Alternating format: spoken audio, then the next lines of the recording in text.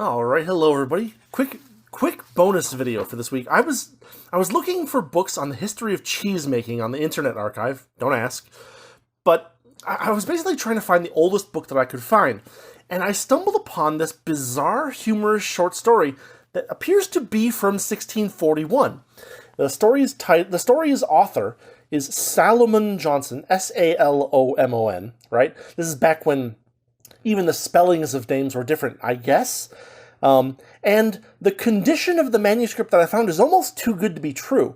It's like the only thing on the Internet Archive that contains this, as far as I could tell, at least at the time. And like there was nothing. Like I did some quick internet searches and I couldn't find anything else.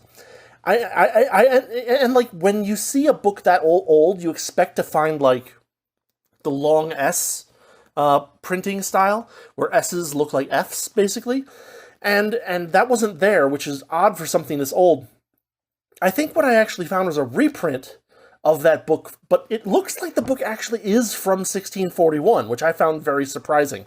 I was skeptical, but here's the thing.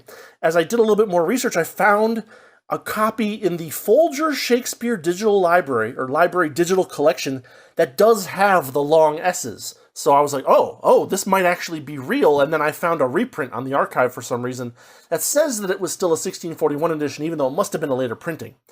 But the thing is that it's like some short, 6-page humorous short story that this Salomon Johnson guy published for himself in 1641, and for some reason it like got saved and put into like literary collections of Miscellany. And just to give you a feel for, how this is a humorous short story, I'll give you the full title. Here we go.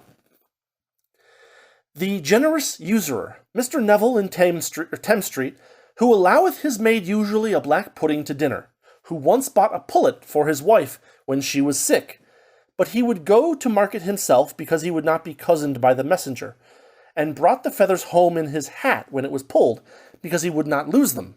And how he was troubled therewith when the Lord Mayor, seeing him, called to speak with him, and how he made lamentable moan to his neighbors that his maid had robbed him, because she gave her sweetheart a piece of bread and cheese. And then what follows is basically a 6-page script format discussion between Mr. Neville's nurse and his maid about what happened, basically following the action that's described in the title. And apparently this is published in 1641 by the Salomon Johnson guy. I can't find anything else from Salomon Johnson. It's not like he was some kind of famous writer or something like that. But apparently he self-published this book. Apparently it somehow survived and got put into later books of miscellaneous short stories. I found it reprinted in a collection from 1873. So it appears to actually be a genuine story from 1641, even though it's fairly, there's a few spelling issues. But aside from that, it was actually pretty simple to read, and feels pretty modern, which I thought was surprising for something that old. So, I don't know. Unknown author prints 6-page humorous story with a joke title, and somehow this gets put into, later books of book collectors' miscellany, and there's a copy in the Folger Shakespeare Library Digital Collection for some reason.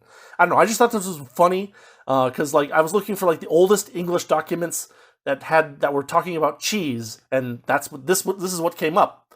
And it appears that pretty much nobody else has written anything or mentioned anything about this book, but about this short story, so I thought that was funny.